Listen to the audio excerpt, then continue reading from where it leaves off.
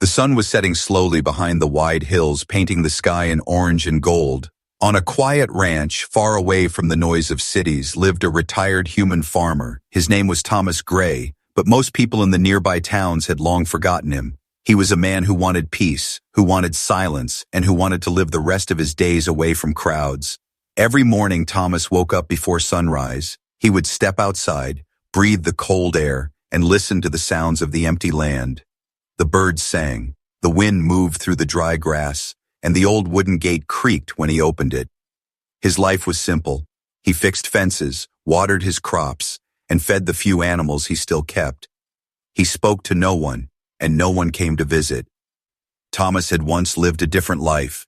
He had served during the hard years when Earth had faced alien wars. He had seen ships burn in the skies, and he had lost friends to battles far from home. But those days were gone. He had chosen the quiet life of a farmer because it was easier than remembering the past. Yet, sometimes, at night, he still looked at the stars and wondered if the universe had truly forgotten about him. The ranch was big, but it felt empty. He had no wife, no children, and no one to share his meals with. His only company was the old dog that slept near the porch. Even the dog was slow and tired now. The silence was heavy, and Thomas carried it like a burden every day. But peace never lasts forever, not in the universe, not for humans. One evening, as Thomas returned from the fields, he noticed something strange. The air felt heavier, and the sky above his ranch glowed faintly with unusual light. At first he thought it was only his imagination, perhaps the reflection of a distant ship passing by. But as he reached the porch, he heard something that made him freeze. It was a soft sound, like voices whispering.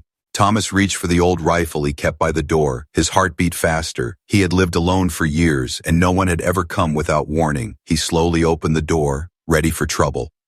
The whispers grew louder, and then he saw them.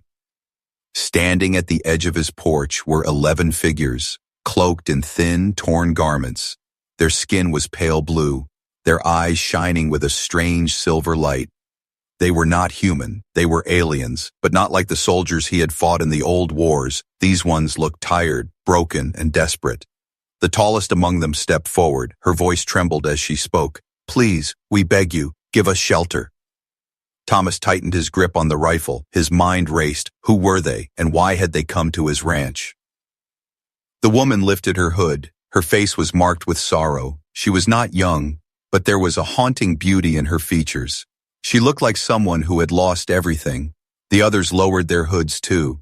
Thomas could see they were all women. Each of them carried the same sadness in their eyes. Their hands shook as if they had walked across half the world to reach him. They looked at him not with anger, but with hope. "We are widows," the leader whispered. "Our husbands were killed in war, our homes destroyed. We have nowhere left to go." Thomas stood in silence, the rifle heavy in his hands. His instincts told him not to trust strangers, especially not alien strangers, but his heart told him something else. These women were not soldiers, they were survivors. The widows looked at him with desperation, 11 pairs of silver eyes glowing under the fading light. His dog barked once as if warning him. The farmer's breath slowed. He was not used to choices like this anymore. For years he had lived without responsibility, without anyone depending on him. Now, in a single moment, 11 lives waited for his answer. He could shut the door, walk away, and forget them. He could pretend the universe was still far away from his lonely ranch, but deep inside, Thomas knew the truth. The universe had come back. It had found him again. The leader of the widows took another step forward. She looked into his eyes with quiet strength. "We need safety," she said. "We need you." Thomas felt his chest tighten. The silence of the ranch was gone. The peace he had known for years had already vanished. His life was about to change. And as the night fell, he stood at the doorway of his lonely farmhouse, rifle in hand, 11 alien widows waiting in the cold. The stars above glowed brighter, as if watching. The choice was his, and his alone. Would he let them in, or would he turn them away? The night air was cold, and the ranch was wrapped in silence except for the quiet breathing of the 11 alien widows on Thomas's porch.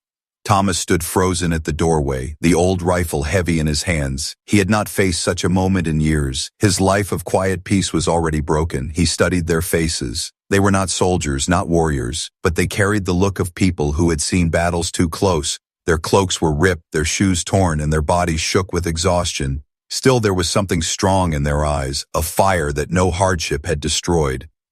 "Please," the leader said again, her voice soft but sharp with desperation. "We have been hunted across the stars. They want us dead because of what we know. If you refuse us now, we will not live to see another dawn." Thomas's finger tightened around the trigger. His heart wanted to believe them, but his mind screamed with warning. He had fought aliens before. He had seen betrayal. He knew that in the universe trust was the most dangerous gift a man could offer. The dog barked again, running to the edge of the porch, its ears lifted to the dark horizon. Thomas followed its gaze. For a moment he thought he saw something far away, a faint light moving across the night sky. His stomach twisted. Was someone already searching for these women? Was danger already here? The widows shivered in the cold. Their silver eyes never left his face. Finally, Thomas lowered the rifle just enough to show he would not fire. "You can stay," he said slowly, "but if you bring death to my ranch, I will not forgive you." Relief spread across their tired faces. Some of them cried quietly, others touched the wooden porch as if it were holy ground. They stepped inside one by one, filling the empty farmhouse with life for the first time in years. Thomas lit an old lamp. The soft glow revealed their condition more clearly. Their hands were bruised, their clothes burned in places. One carried a wound on her shoulder, another limped badly. They were survivors, but barely. The leader spoke again, introducing herself as Lyra. She explained in fragments how their world had been destroyed by raiders, how their husbands had died defending it, and how they had fled across hidden routes to escape. But there was more she would not yet say. Thomas saw it in her eyes, secrets heavy as stone. That night, Thomas barely slept. He sat in his chair with the rifle across his knees, watching the shadows of the alien women sleeping on the floor of his home. His mind was torn between anger and pity. He had not asked for this. He had wanted only silence, yet the universe had dragged him back into its storm. In the early hours of dawn, Thomas stepped outside. The air was sharp and cold. He looked at the horizon and felt unease grow inside him. His dog growled low, staring at the skies, and then he saw it clearly, a small dot of light moving, not like a star, not like anything natural. It was a ship. Thomas's blood chilled. They had been followed. When he returned inside, the widows were already awake. They looked at him with tense eyes, as if they too had felt the presence of their hunters. Lyra stood, her voice steady. "They are close. They will come for us soon. We have little time." Thomas slammed the rifle butt on the floor. While the sound echoed, "You brought war to my land," he said coldly. Lyra did not flinch.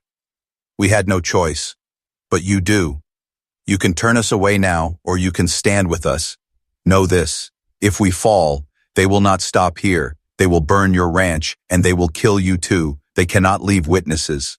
Her words cut like steel. Thomas's chest burned with anger, but also with something else. The soldier inside him, the part he thought had died long ago, was stirring again. His mind raced back to the old wars, to the times he had stood against enemies stronger than himself. Humans had always been underestimated. Humans had always survived. The widows gathered around him, waiting for his answer. Their faces glowed faintly in the dim light. Each pair of eyes shone with trust, with hope that this lonely farmer could somehow protect them. Thomas closed his eyes. He had lived in silence for too long. He had run from his past. But now the past had found him. The universe had placed a choice at his door. When he opened his eyes again, they were hard, not the eyes of a farmer, but of a soldier reborn. "If they come for you," he said, his voice firm, "they will have to go through me first." The widows lowered their heads in respect. Lyra's voice shook with gratitude. "Then we are not alone anymore." Outside, the first rays of sunlight touched the ranch. The land looked the same, but Thomas knew it was no longer a place of peace. It had become a battleground waiting to awaken, and high above, in the dark skies, the hunting ships circled closer, watching, waiting for the right moment to strike. The ranch was no longer silent. 11 alien widows moved quietly through the house, cleaning, cooking, and mending wounds. Their presence filled every corner with life, yet beneath the surface was fear. Thomas felt it. He felt it in the way they glanced at the windows, the way they jumped, ped at every sound. At night, Thomas sat awake on the porch, the rifle balanced across his knees. The stars were clear above, but he knew one of them was not a star. It was a hunter's ship, circling, patient, waiting. His dog growled low every time it passed. The widows spoke little, but he heard whispers when they thought he was asleep. Strange words in their own tongue, sharp and soft, voices heavy with memory. Once, Thomas heard Lyra speaking to the others. Her words carried a weight that shook him. If they find us, no world will be safe. He demanded answers the next morning, his voice rough. Tell me the truth. What are they hunting you for? What do you carry that makes them chase you across the stars? The widows froze. Some looked down. Others turned away. But Lyra stood strong, her silver eyes fixed on his. We carry memory, she said. The memory of war, the secrets of the enemy, knowledge that can change the balance of power. Thomas's chest tightened. Knowledge was more dangerous than weapons. If these women truly carried secrets that could destroy alien warlords, then no place in the galaxy would hide them. And now his ranch was the center of it. The widows began helping him without being asked. They repaired the broken fences, stacked wood, even fixed old machinery he had left to rust. Their skill surprised him. They were not weak, not helpless. In their eyes he saw sparks of strength, warriors who had lost everything but still stood tall, but danger grew closer. That night, strange sounds echoed from beyond the hills. The dog barked wildly. Thomas grabbed his rifle and moved out into the dark fields. His boots pressed against dry earth, his breath sharp in the cold. The sounds were mechanical, like engines muffled in the distance. He crouched near the fence, eyes narrowing. For a moment he saw shadows moving against the starlight, tall figures, gliding smoothly across the ground. They were not human. They moved too fast, too silent. Thomas gripped the rifle, a chill crawling down his spine. When he returned, Lyra was already waiting at the porch as if she had known. They are testing the ground, she whispered. Hunters never strike first.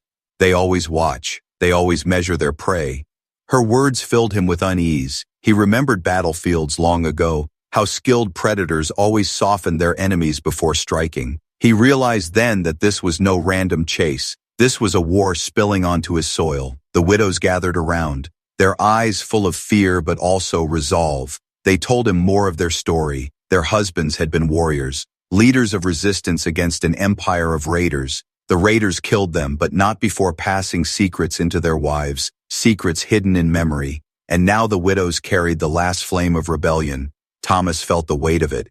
His ranch was no longer just a farm. It was now a sanctuary of truth, and the enemy would burn the land to ash to silence it. Instead of fear, something old and fierce stirred inside him.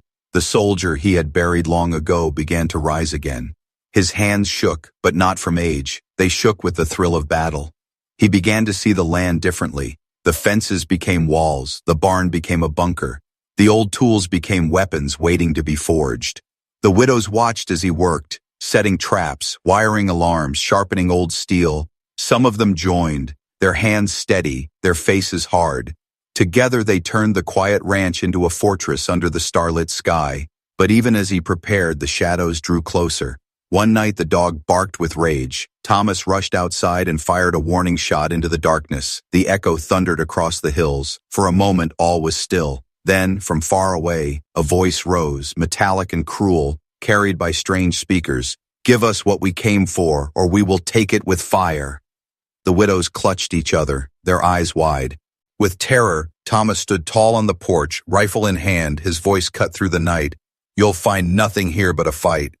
The silence that followed was heavier than stone. Thomas knew they would strike soon. He could feel it in the ground. He could taste it in the air. This was no longer survival. This was war. And as the stars turned cold above, the first hunters stepped into the fields, their eyes glowing like fire, their weapons humming with deadly light. The battle for the ranch was about to begin. The night was restless. The ranch was no longer a quiet farm, but a fortress of shadows. Thomas moved through every corner, checking traps, securing doors, listening to the silence beyond the fields. The widows stayed close together, their silver eyes flickering in the lamplight. Their fear was clear, yet in that fear burned determination. He had heard the hunter's voice in the night, cruel and cold. That warning still echoed in his head. He knew they would come, not with mercy, not with patience, but with fire and steel. He had fought enemies like this before, and he knew what was coming. Lyra stood by him as he cleaned his rifle, her voice steady but heavy. They will not stop until we are gone. You should not bear our burden. Let us leave and you will be safe. Thomas looked at her sharply. Safe, he muttered. There is no safe once hunters come. If you walk out that door, they will kill you, and then they will burn this land to cover their tracks. My ranch, my soil, my dog, all of it gone. If you think I will let them take that without a fight, you don't know humans.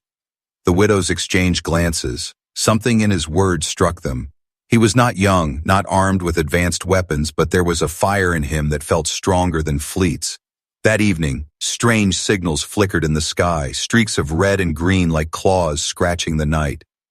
The hunters were close, testing their ground, measuring the human who dared stand in their way. Thomas gathered the widows, his voice low, but firm.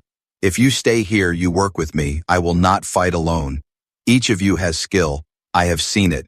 You know how to build, how to mend, how to fight in your own way. We will use that.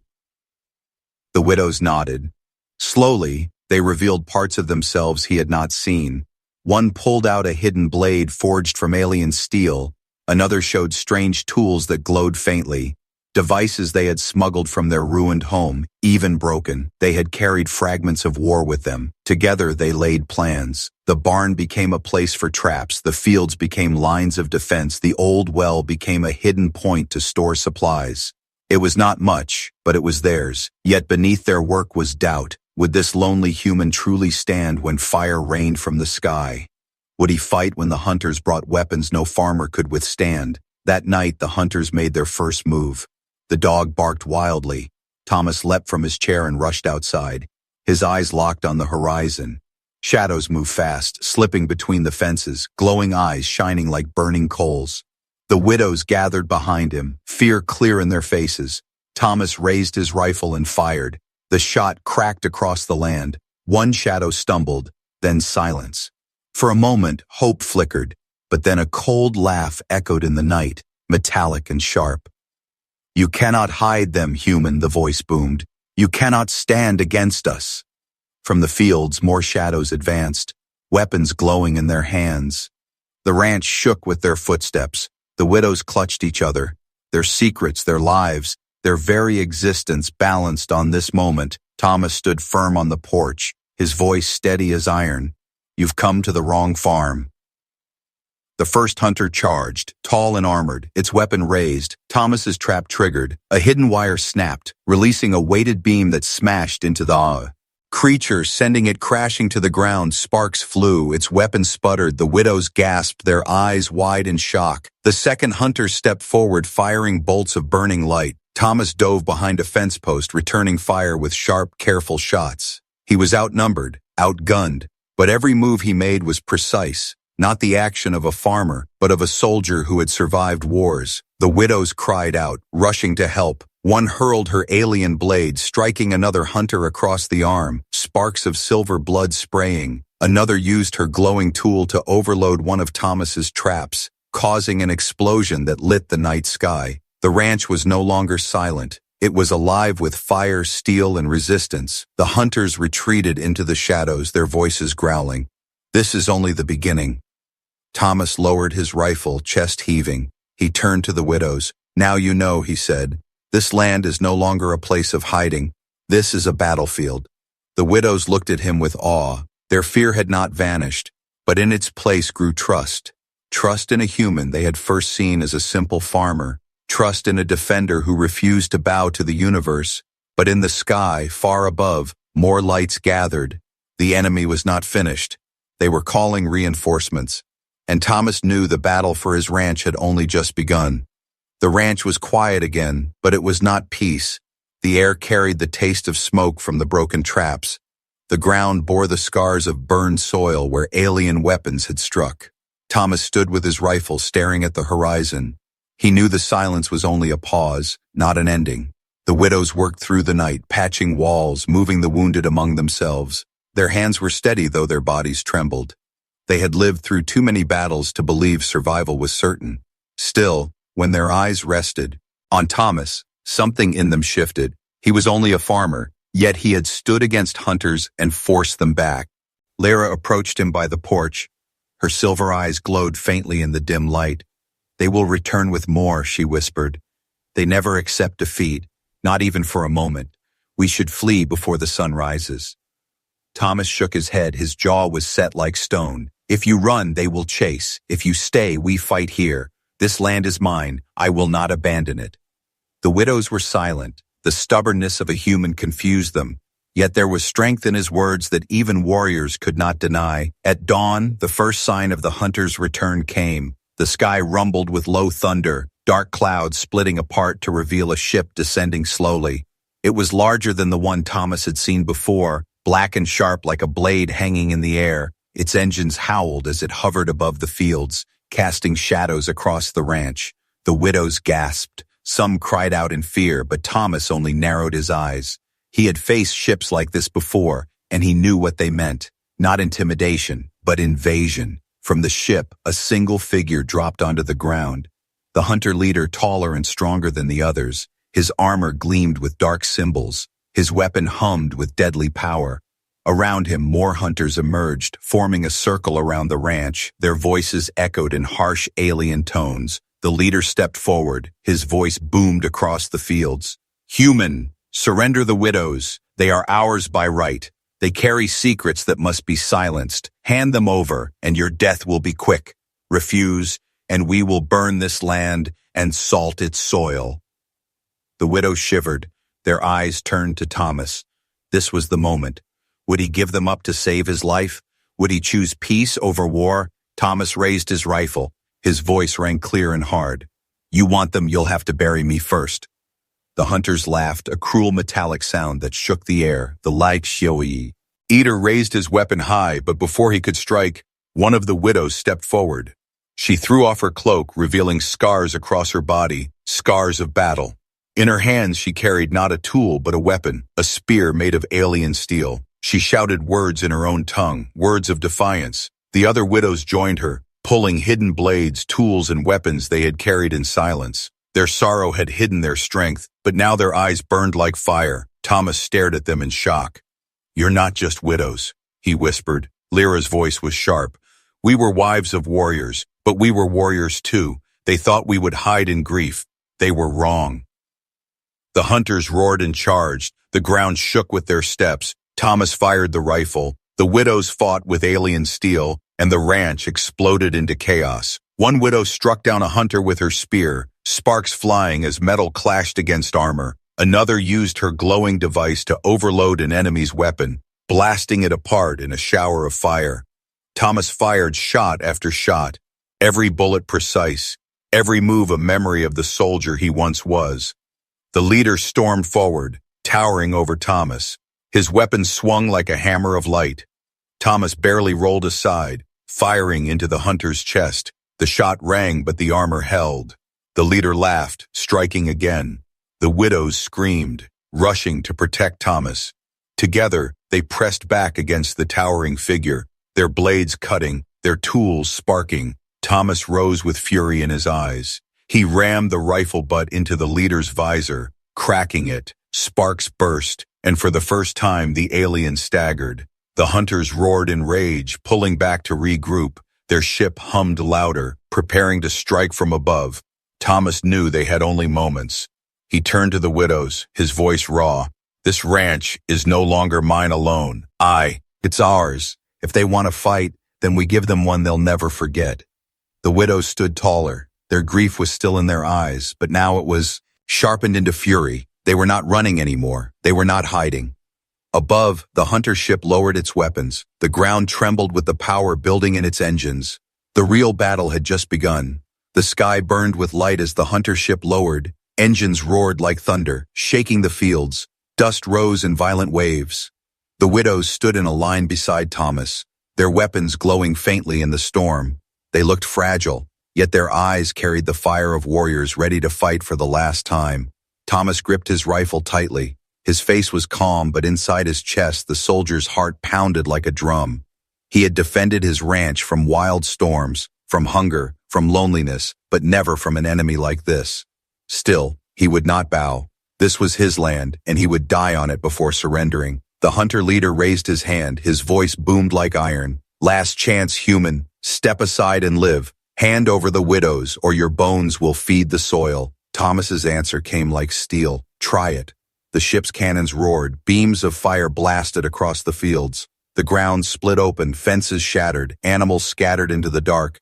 But Thomas had prepared. Hidden wires snapped, traps sprung, barrels of oil ignited, flames erupted, covering the ranch in a wall of fire. The hunters charged through the smoke, their glowing eyes cutting through the chaos. Thomas fired again and again. His bullets struck armor, sparks flying, some fell, others kept moving. A widow hurled her steel spear, piercing one through the chest. Another widow used her glowing tool to blind a hunter's visor. Thomas's dog leapt at an alien's throat, dragging it down with fierce growls. The leader stormed forward, swinging his weapon like a blade of light. Thomas ducked, rolling across the dirt. He fired point blank into the leader's chest. The shot cracked his eight, or more, but did not break it.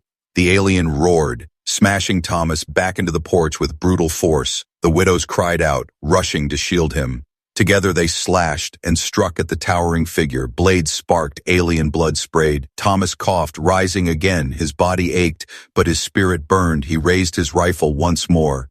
Together, Lyra shouted, her voice cut through the roar of engines. Fight together. The widows moved like one, striking in rhythm. They attacked high and low, forcing the leader to block on every side. Thomas fired into the cracks of the armor, aiming where it was weakest. The ranch was no longer just wood and soil. It had become a battlefield of fire and steel. Above them, the ship prepared to strike again.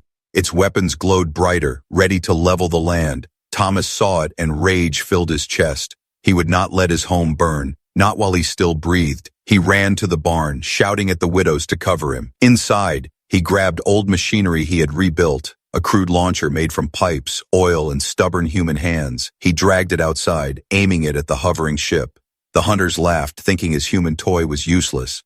But Thomas lit the fuse. The launcher roared. A barrel of burning oil shot into the sky, slamming against the ship's underbelly. The explosion tore across its hull, flames licking the sky. The ship shook, engines sputtering. The widows cheered, their voices rising like thunder. But the leader still stood, his armor cracked but not broken, his weapon glowing hotter. He roared with fury, charging at Thomas with killing speed.